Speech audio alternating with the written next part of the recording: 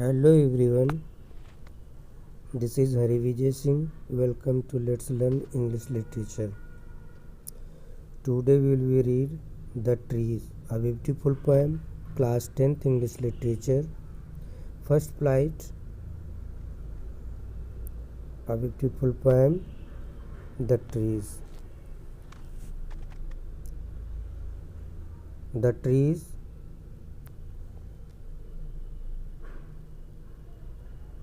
composed by Anne Rich. Anne Rich was born in Baltimore, Maryland, USA in 1929.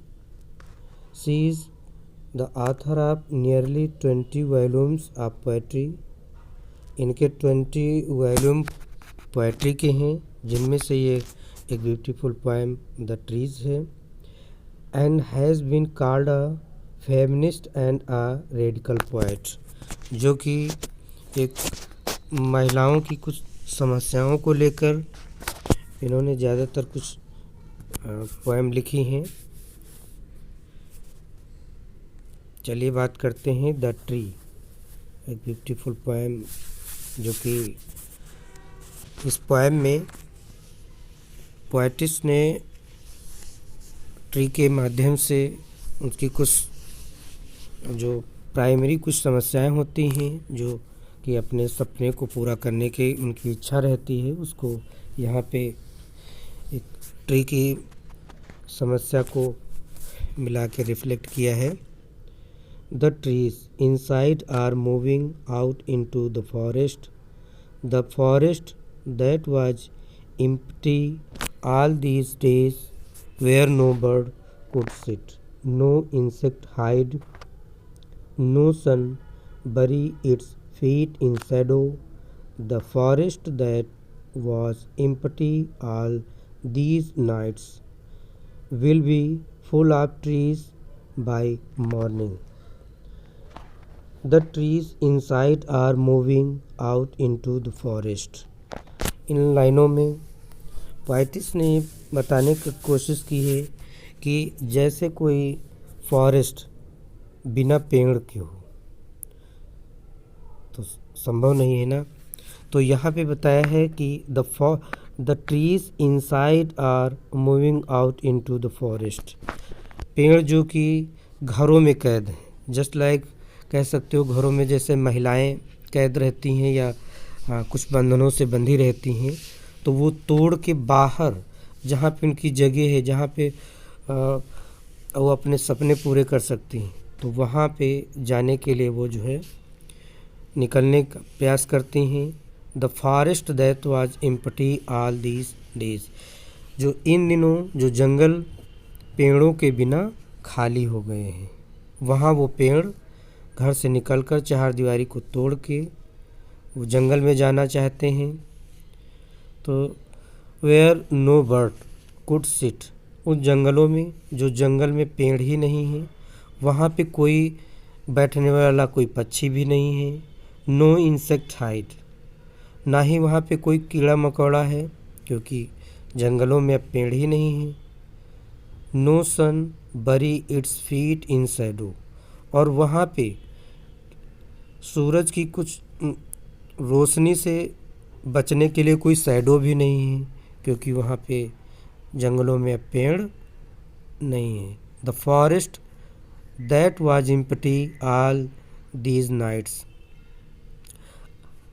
आजकल the forest that was empty all these nights will be full of trees by morning.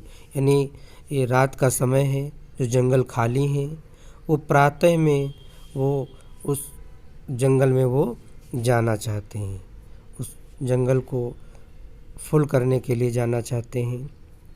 Next stanza में all night the roots work to disguise themselves from the cracks in the veranda floor. तो the leaves strain toward the glass, small twig stiff with exhalation, long cramped bugs shuffling under the roof like newly discouraged patients, half days moving to the clinic doors। इन लाइनों में बताया है कि all night the roots work, पूरी पूरी रात उन जड़ों ने, पेड़ की जड़ों ने वर्क किया है क्या, to disengage themself from the cracks in the veranda floor. जो घरों की जो वेरेंडा है, वेरेंडा आप समझते हैं जो कि जिसमें छत भी होती है, जो घर के बाहर का हिस्सा होता है जो पूरी तरीके से क्लोज नहीं होता है, तो उसके फ्लोर को जड़ों ने पूरी रात तोड़ने का काम किया है। The leaves strain toward the glass, और जो पेड़ की पत्तियां हैं वो उसमें विंडो में लगी ग्लास को तोड़ने का काम किया। Small swings step with acceleration long crumple bugs shuffling under the roof, और जो उसमें जो शाखाएं हैं तो वो भी उस वरांडा की छत को तोड़ने का काम किया है। लाइक न्यूली डिस्करेज पेशेंट, बिल्कुल वैसे ही जैसे झटपटाहट एक पेशेंट में होती है। Half days moving to the clinic doors, वो जब उसकी छुट्टी होती है हॉस्पिटल से, भले ही उसका आधा अधूरा इलाज अभी पूरी तरीके से ठीक ना हो, उसका इलाज चल रहा हो, लेकिन उसके अंदर जो एक्साइटमेंट होती है घर जाने की, वहाँ से निकल जाने की, तो वैसे ही झटपटाहट कुछ इन पेड़ की है, इस ट्री की है जो कि जंगल में जाने के लिए है। चलिए नेक्स्ट स्टेंजा पे। I sit inside, doors open to the veranda, writing long letters.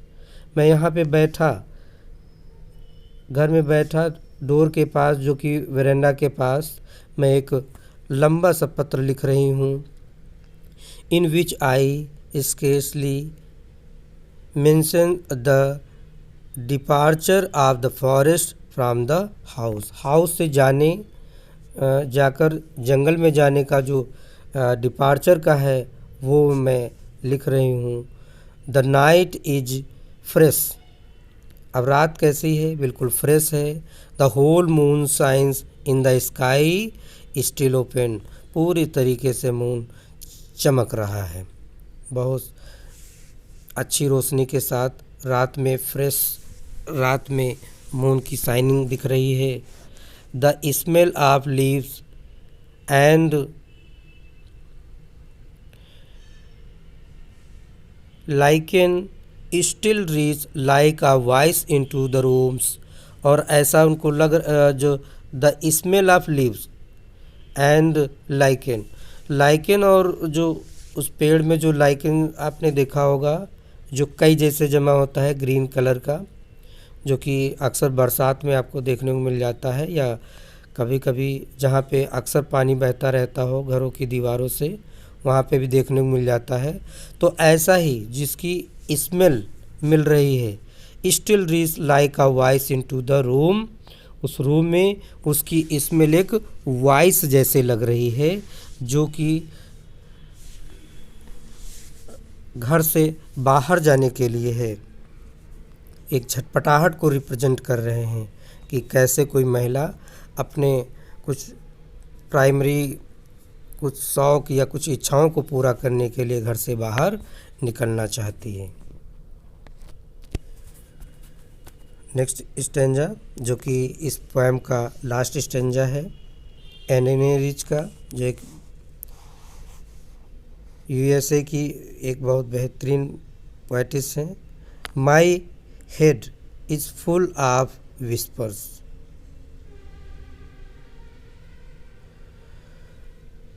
which tomorrow will be silent. Listen, the glass is breaking, the trees are stumbling forward into the night. Winds rush to meet them. The moon is broken like a mirror.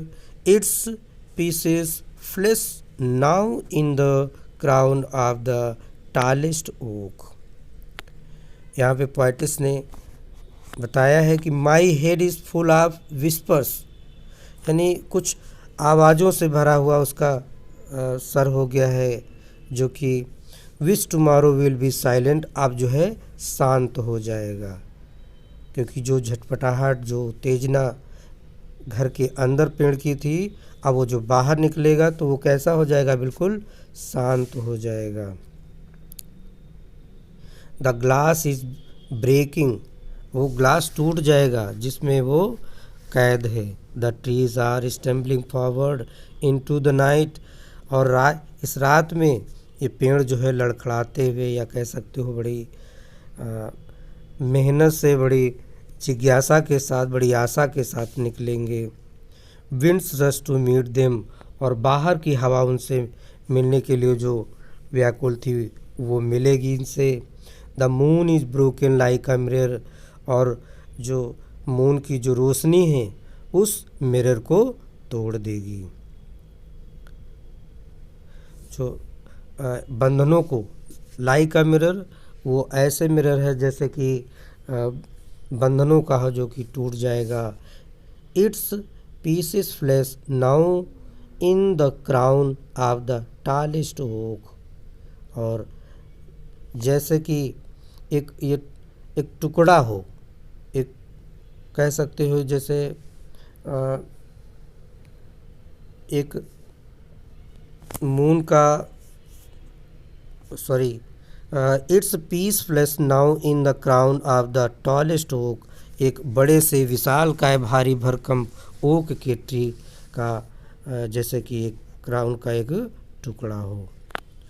तो इस poem में एक symbolic poem है जिसमें कुछ महिलाओं की कुछ अपने कुछ बंधन होते हैं, घरेलू बंधन होते हैं, जिनको तोड़ के बाहर निकलने से ही वो अपने सपने को पूरा कर सकती हैं। तो इस बात को एक ट्री के माध्यम से रिप्रेजेंट किया है, जो कि जब तक पेड़ फॉरेस्ट में नहीं होंगे तो फॉरेस्ट किसी काम का नहीं।